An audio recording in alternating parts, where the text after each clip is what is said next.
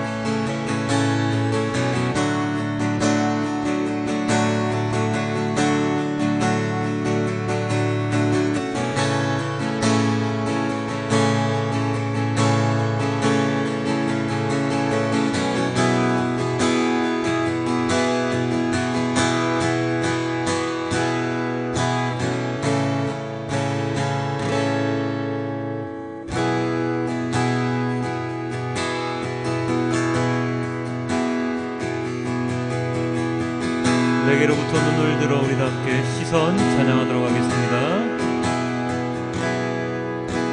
내게로부터 눈을 들어 주를 보기 시작할 때 주의 일을 보겠네.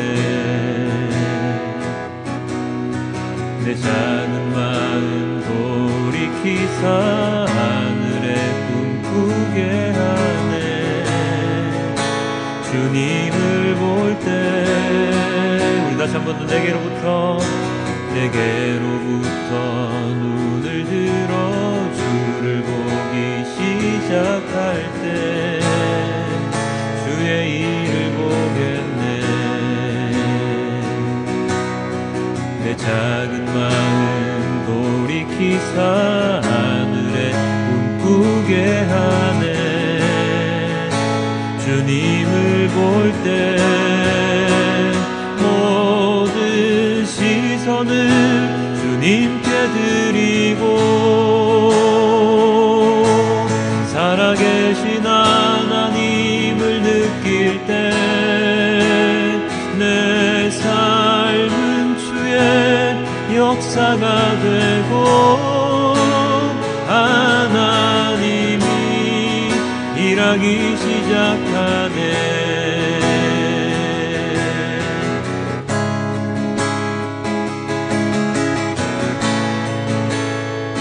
성령이 나를 변화시켜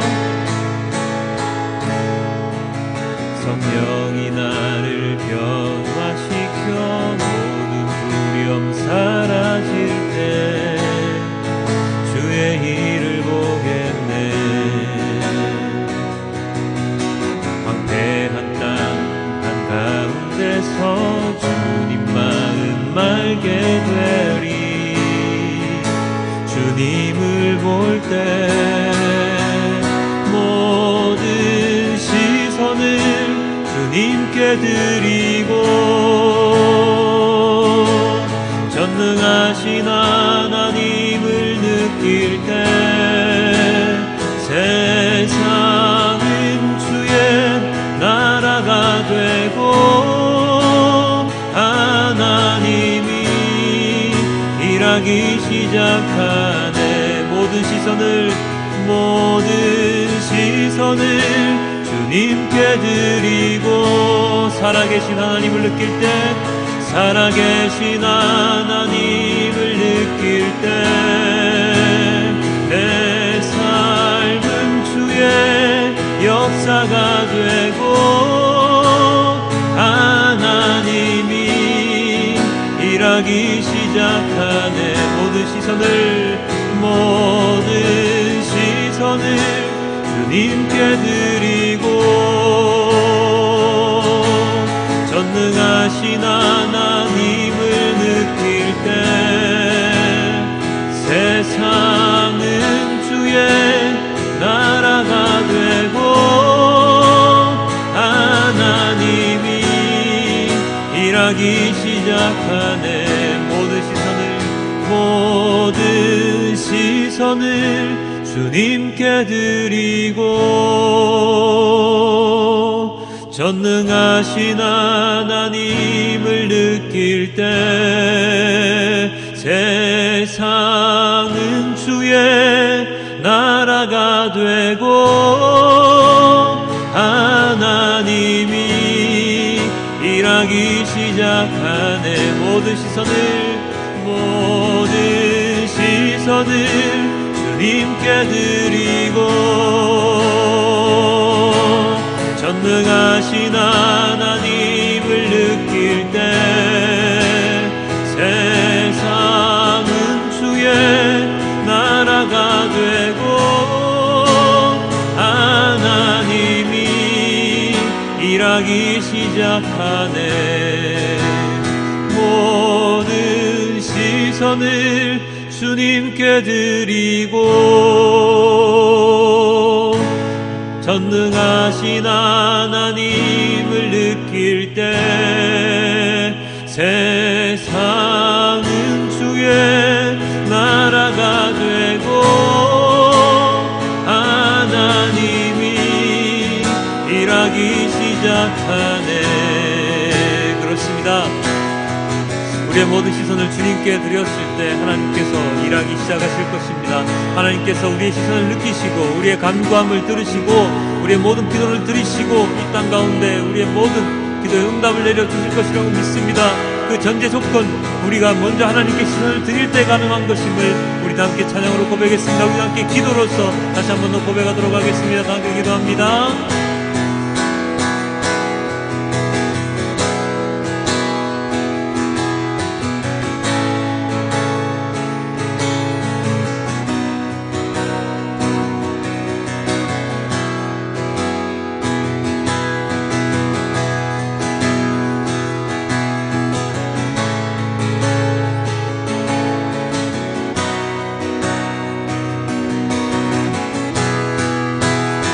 빈 곳에서 나는 예배하네.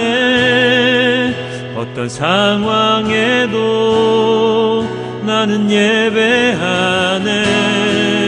부르신 곳에서 나는 예배하네.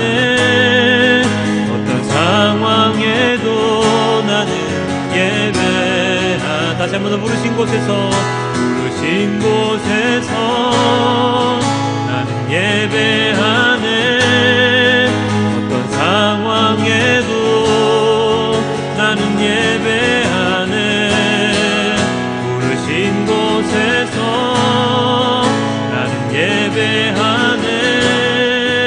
어떤 상황에도 나는 예배하네. 어떤 상황에도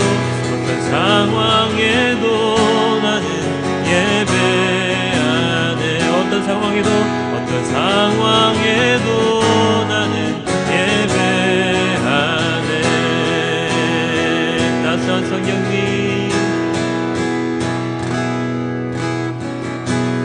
따스한 성령님,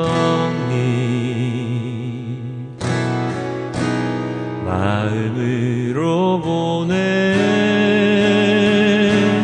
내 몸을 감싸며 주어지는 평안함,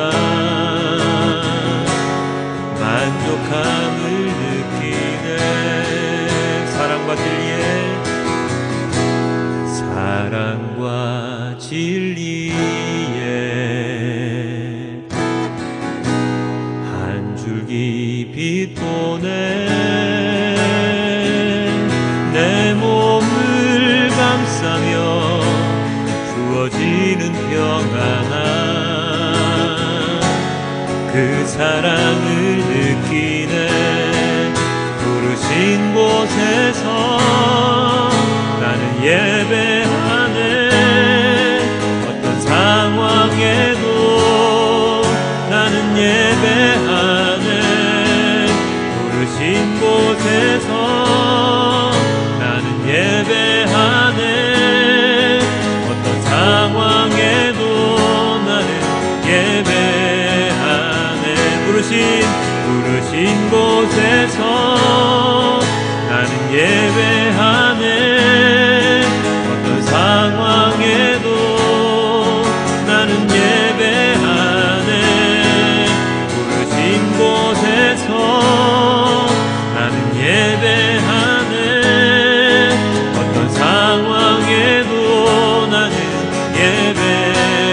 목소리로만 부르신 곳에서 나는 예배하네.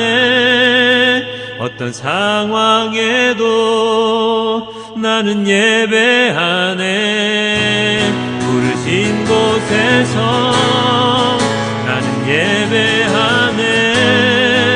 어떤 상황에도 나는 예배하네. 내가 걸어갈 때 길이 되고 내가 걸어갈 때 길이 되고 살아갈 때 삶이 되는 그곳에서 예배하네. 내가 걸어갈 때 길이 되고 살아갈 때 삶이 되는 그곳에서 예배하네. 내가 걸어갈 때 내가 걸어갈 때 길이 되고 살아갈 때 삶이 되는 그곳에서 예배하네. 내가 걸어갈 때 길이 되고 살아갈 때 삶이 되는 그곳에서 예배하네. 부르신 곳에서 나는 예배하네. 어떤 상황에도 나는 예배하네. 부르신 곳에서 나는 예배하네. 어떤 상황에도 나는 예배하네. 어떤 상황에도 나는 예배하네. 어떤 상황에도 나는 예배하네. 우리가 어떤 상황에도 예배하러 나아가야 하지만 우리의 몸과 마음을 정결하게 해야 합니다. 나의 몸과 마음이 예배에 합당한지 다시 한 번 더 생각해 보아야 할 것입니다. 주님께서 원하시는 자가 진정 누구인지 우리는 고민해 보아야 할 것입니다. 주의 보좌로 나아갈 때 어떻게 나아가야 할지 우리 함께 찬양으로서 주님께 고백하도록 하겠습니다. 주의 보좌로 나아갈 때에 주의 보좌로 나아갈 때에 어떻게 나가야 할까? 나를 구원한 주의 십자가 그것을 믿으며 가네. 주의 보좌로 나갈 때 주의 보좌로 나갈 때에 나 여전히 부족하나. 나를 부으신 주의 그 사랑 그것을 믿으며 가네. 자격 없는 내 힘이 아닌 오직 예수님의 보혈로 자격 없는 내 힘이 아닌 자격 없는 내 힘이 아닌 오직 예수님의 보혈로 오직 예수님의 보혈로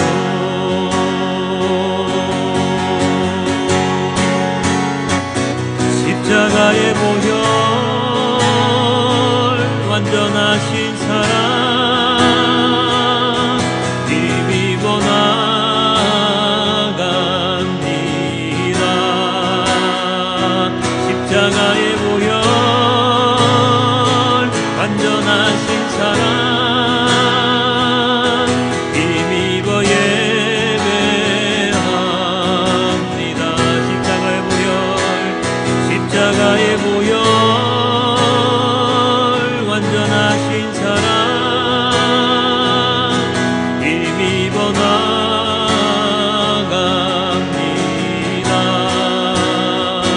십자가의 보혈 완전하신 사랑 힘입어 예배합니다.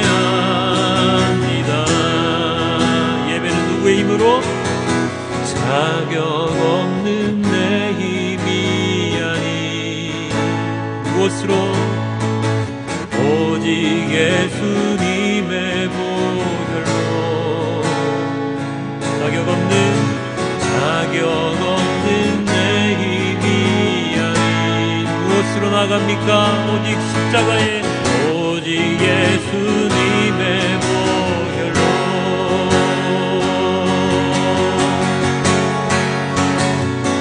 십자가의 보혈 완전하신 사랑 힘입어 나갑니다.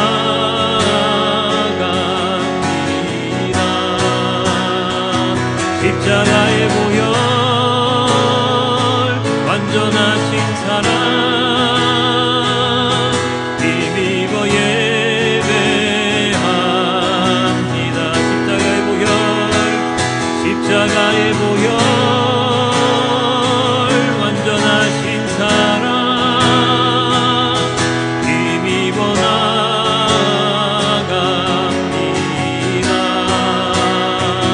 십자가의 보혈 완전하신 사랑 힘입어 예배합니다.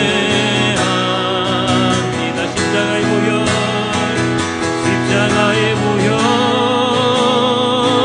완전하신 사랑 힘입어 나갑니다.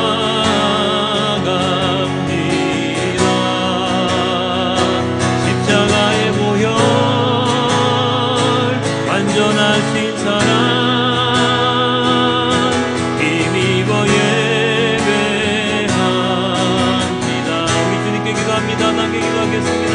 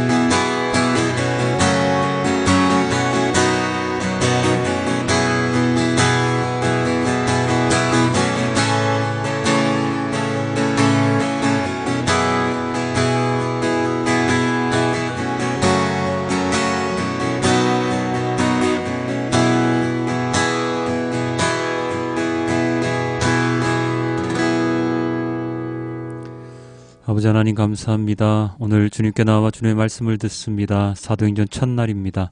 아버지 하나님께서 주시는 말씀으로 오늘 하루를 마무리 잘할 수 있도록, 그리고 언제나 주님의 말씀 가운데 살아가는 우리 모두가 될 수 있도록 아버지 하나님 인도하여 주시옵소서. 이 모든 말씀 우리 주 예수 그리스도 이름으로 기도드렸습니다. 아멘. 네, 오늘부터 사도행전 말씀을 함께 묵상합니다. 오늘은 그 첫 번째 순서로 사도행전 1장 1절에서 11절까지의 말씀을 함께 보겠습니다. 데오빌로님, 나는 첫 번째 책에서 예수께서 행하시고 가르치신 모든 일을 다루었습니다. 거기에 나는 예수께서 활동을 시작하신 때로부터 그가 택하신 사도들에게 성령을 통하여 지시를 내리시고 하늘로 올라가신 날까지 하신 모든 일을 기록했습니다. 예수께서 고난을 받으신 뒤에 자기가 살아계심을 여러 가지 증거로 드러내셨습니다. 그는 40일 동안 그들에게 여러 차례 나타나시고 하나님 나라에 관한 일들을 말씀하셨습니다. 예수께서 사도들과 함께 잡수실 때에 그들에게 이렇게 분부하셨습니다. 너희는 예루살렘을 떠나지 말고 내게서 들은 아버지의 약속을 기다려라. 요한은 물로 세례를 주었으나 너희는 여러 날이 되지 않아서 성령으로 세례를 받을 것이다. 사도들이 한자리에 모였을 때에 예수께 여쭈었다. 주님께서 이스라엘에게 나라를 되찾아 주실 때가 바로 지금입니까? 예수께서 그들에게 말씀하셨다. 때나 시기는 아버지께서 아버지의 권한으로 정하신 것이니 너희가 알 바가 아니다. 그러나 성령이 너희에게 내리시면 너희는 능력을 받고 예루살렘과 온 유대와 사마리아에서 그리고 마침내 땅 끝에까지 이르러 내 증인이 될 것이다. 이 말씀을 하신 다음에 그가 그들이 보는 앞에서 들려 올라가시니 구름에 쌓여서 보이지 않게 되었다. 예수께서 떠나가실 때에 그들이 하늘을 쳐다보고 있는데 갑자기 흰옷을 입은 두 사람이 그들 곁에 서서 갈릴리 사람들아 어찌하여 하늘을 쳐다보면서 서 있느냐. 너희를 떠나서 하늘로 올라가신 이 예수는 하늘로 올라가시는 것을 너희가 본 그대로 오실 것이다 하고 말하였다. 아멘. 한동안 금요예배를 쉬었습니다. 어떤 부분을 어떻게 할까 고민도 하고 어떻게 금요예배를 계속할까에 대한 고민도 하고 그리고 쉼의 시간도 가지기 위함이었습니다. 오늘부터 매주 금요일 사도행전을 묵상하게 되었습니다. 사도행전은 예수님의 승천 이후 교회 탄생 그리고 성령님의 강림 등등의 사도들의 행적들이 누가의 꼼꼼한 기록으로 우리들 앞에 펼쳐져 있습니다. 많은 목회자들이 사도행전을 통해서 그리스도인들의 모습을 재조명하기도 하고 어떤 분들은 마지막 장 다음 장에 나만의 행전을 만들어서 붙이자고 이야기하실 정도로 사도행전은 우리들에게 굉장히 중요한 본문입니다. 이 사도행전을 묵상하고 말씀을 들을 때에 우리들은 더욱 거룩한 마음으로 그리고 경건한 마음으로 본문을 대하길 기대해 봅니다. 자, 사도행전은 누가가 기록한 것인데요. 첫 구절 이렇게 되어 있습니다. 데오빌로님, 나는 첫 번째 책에서 예수께서 행하시고 가르치신 모든 일을 다루었습니다. 누가가 데오빌로라는 사람에게 이 글을 전하면서 첫 번째 책이라는 언급을 하고 있지요. 이 첫 번째 책은 많은 사람들이 누가복음이라고 이야기를 합니다. 누가는 누가복음을 통하여서 예수님의 사역을 다 기록하였습니다. 그리고 이제 이 책 사도행전을 통해서 새로운 일들을 데오빌로에게 전하고자 합니다. 데오빌로가 누구인지는 정확하게 알 수는 없습니다. 많은 설이 있지만 정확하게 누구라고 말할 수 있는 사람은 없습니다. 우리는 이 데오빌로라는 사람이 누군지에 관심을 가질 필요보다 누가가 데오빌로에게 쓴 이 편지, 이 글은 데오빌로뿐만 아니라 현대를 살아가는 우리들에게 누가가 전했다고 생각해 보아야 할 것입니다. 누가가 기록한 사도행전을 통해서 우리는 사도들, 제자들, 예수님을 섬기는 자들의 일상을 알 수 있고 그리고 그들과 같은 삶을 살아가야 하기 때문입니다.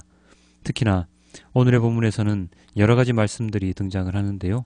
우리가 살아가면서 해야 할 많은 일들 가운데 중요한 몇 가지가 오늘의 본문에 기록되어 있습니다. 우선 5절 함께 보겠습니다. 요한은 물로 세례를 주었으나 너희는 여러 날이 되지 않아서 성령으로 세례를 받을 것이다. 예수님께서 승천하시기 전 제자들을 모아놓고 말씀하신 내용인데요. 어떤 내용이라고요? 바로 성령 세례에 관한 이야기입니다. 성령 세례, 요한의 물 세례도 중요하지만 예수님께서는 성령 세례를 받을 것이라는 것을 명확하게 밝히셨습니다. 예수님께서 십자가에서 돌아가시고 부활하셔서 제자들에게 다시 나타나셨을 때 이렇게 한 말씀을 여러분은 기억하실 겁니다. 성령을 받아라. 요한복음에 기록이 되어 있었죠. 제자들에게 성령을 받아라 라고 이야기하셨던 것 기억나시죠? 예수님께서는 부활하신 이후부터 계속 성령에 대한 이야기를 하고 계십니다. 이 성령이 왜 그렇게 중요할까요? 그것은 바로 예수님의 승천 이후 우리들과 함께 계실 분이 바로 성령 하나님이시기 때문입니다. 요즘 절기가 바로 오순절 후 몇 번째 주일 이렇게 나가는데요. 성령 강림 후 몇 번째 주일이라고 표현해도 될 만큼 성령 강림 그리고 성령님과 함께하는 것에 대한 중요성이 부여가 되어 있는 것을 볼 수가 있습니다. 세례 요한이 준 물 세례를 통해서 사람들은 죄의 씻음을 받을 수 있었습니다.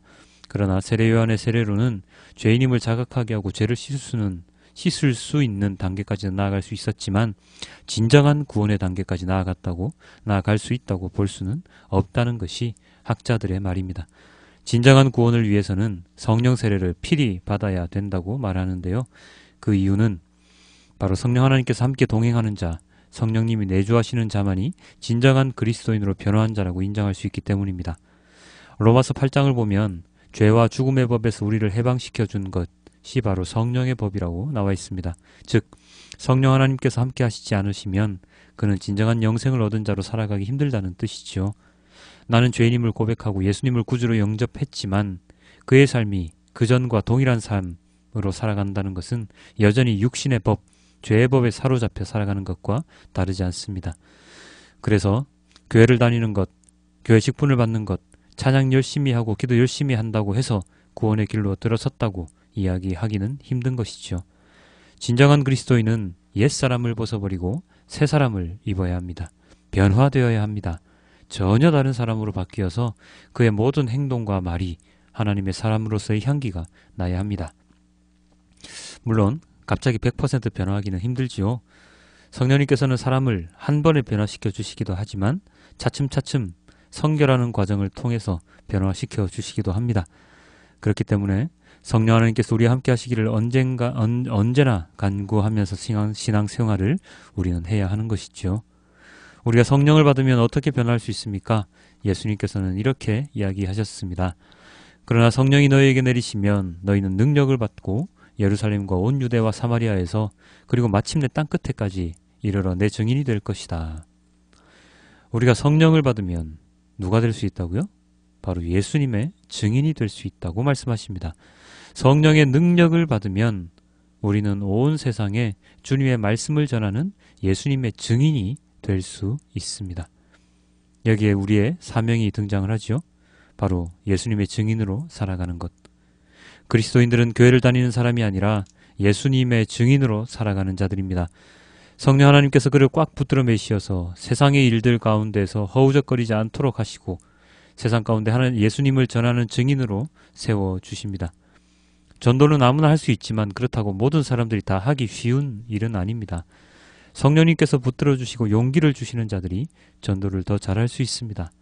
그렇게 우리는 전도자로서 그리고 증언자로서 살아갈 수 있는데 그 모든 것이 가능하게 하는 것은 바로 성령 하나님이십니다.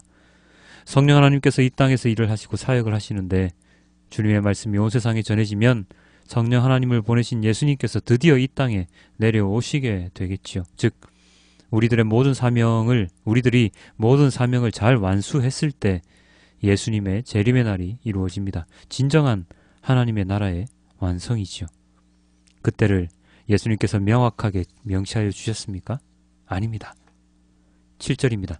때나 시기는 아버지께서 아버지의 권한으로 정하신 것이니 너희가 알 바 아니다. 그렇습니다. 우리가 알 바 아닙니다. 그렇다면 우리들이 해야 하는 것은 무엇입니까? 바로 예수님께서 주신 사명, 예수님께서 주신 그 두 계명, 그것을 철저히 지키고 수행하면서 기다려야 하는 것이죠. 도둑처럼 오시는 주인을 기다리며 서로 그것이 나의 육신의 죽음 이후라고 할지라도 내가 뿌린 씨앗이 머나먼 미래의 열매 맺힌다고 하더라도 우리의 사명을 다했다면 언젠가는 예수님께서 이 땅에 오셔서 알곡과 가라지를 분별하여 주시는 것이죠. 우리는 이것을 믿으며 나아가야 합니다. 그리스도인들의 사명이지요. 여러분, 오늘의 말씀만 두고 보더라도 그리스도인 누구인지 명확하게 드러나지 않습니까? 그리스도인은 누구입니까? 예수님을 믿는 자들입니다. 성령 세례를 받아 성령님과 함께 동행하는 자들입니다. 성령의 권능을 받아 예수님을 증언하는 증인들입니다. 그리고 예수님의 재림의 때를 소망을 가지고 기다리는 자들입니다. 교회를 열심히 다니고 찬양 열심히 하고 예배 열심히 드리고 기도 열심히 하는 것도 중요합니다만 그 모든 것들 가운데 더 중요한 것은 바로 성령 하나님과 동행하면서 예수님의 증인으로 살아가는 것이 더 중요합니다. 교회의 외적인 성장을 통하여 믿음을 증거할 수 없습니다. 성경을 몇 번 읽었느냐로 믿음의 분량을 측정할 수 없습니다. 헌금 액수로 그 사람의 믿음이 좋다고 말할 수도 없습니다. 예배 참석 횟수로 그의 신실함을 가늠할 수도 없습니다. 가장 중요한 것은 그 사람의 마음에 예수님께서 성령 하나님께서 얼마나 자리 잡고 있으며 얼마나 말씀을 잘 이해하고 있으며 얼마나 말씀을 간구하고 있으며 얼마나 자신을 변화시키기 위해 노력하느냐, 아니 성령님께 나의 모든 것을 맡기고 나의 변화를 주도해 나가시기를 기대하느냐 하는 것이 더욱더 중요하다는 말씀이죠. 우리들은 언제나 재는 것에 익숙해져 버렸습니다. 크기도 재고 분량도 재고 선명도도 재고 하는 외부의 수치로 계량화하는 것에 익숙해져 버려서 우리들의 신앙도 그렇게 계량화하려는 잘못을 범하고 있습니다.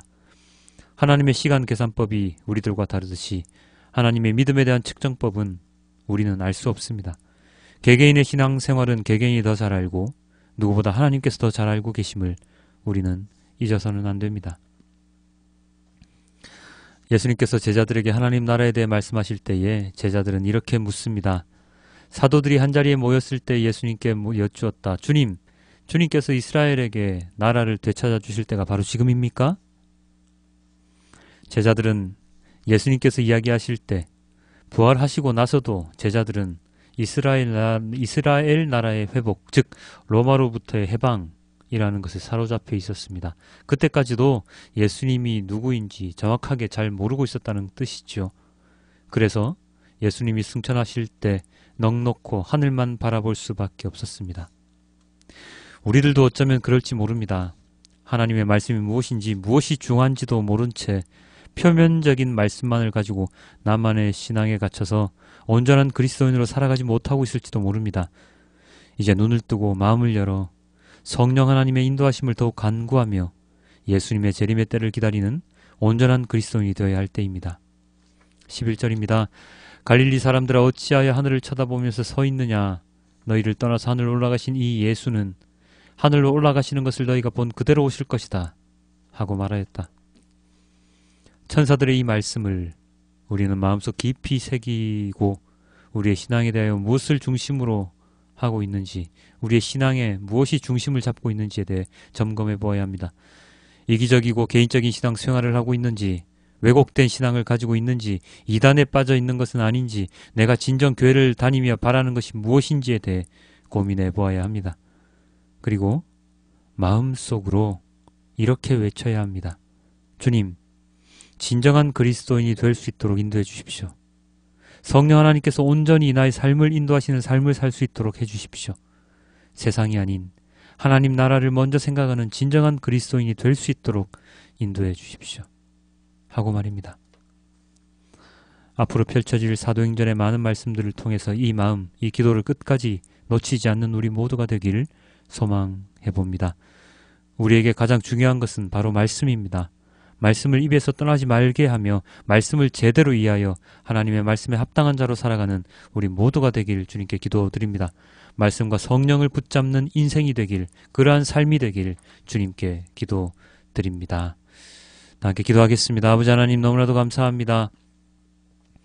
물 세례와 동시에 성령 세례도 받아서 하나님 아버지의 말씀이 무엇인지, 예수님의 말씀이 무엇인지, 무엇이 중요한지 우리가 제대로 알 수 있도록 하여 주시옵소서. 성령 하나님께서 언제나 저희와 동행하시어서 우리의 모든 육신과 모든 말이 하나님께 합당한 자로 살아갈 수 있도록 하여 주시옵소서. 죄를 지으며 살아갈지라도 회개하는 자가 될 수 있도록 도와주시옵소서. 새벽마다 들려지는 아모스 선지자의 그 하나님 아버지의 그 말씀을 우리 마음속 깊이 새기고 언제나 회개하는 삶을, 언제나 주님의 말씀을 듣는 삶을 살아갈 수 있도록 인도하여 주시옵소서. 누가가 기록한 이 모든 말씀을 우리의 마음속 깊이 새기고 우리가 그리스도인으로서 무엇을 해야 하는지, 교회의 외적인 성장이 중요한 것이 아니라 진정으로 중요한 것이 무엇인지 우리가 깨달아 알 수 있도록 아버지 하나님 인도하여 주시옵소서. 우리의 신앙이, 우리의 믿음이 주님께 합당한 자가 될 수 있도록 아버지 하나님 인도하여 주시옵소서. 이 모든 말씀 우리 주 예수 그리스도 이름으로 기도드렸습니다. 아멘.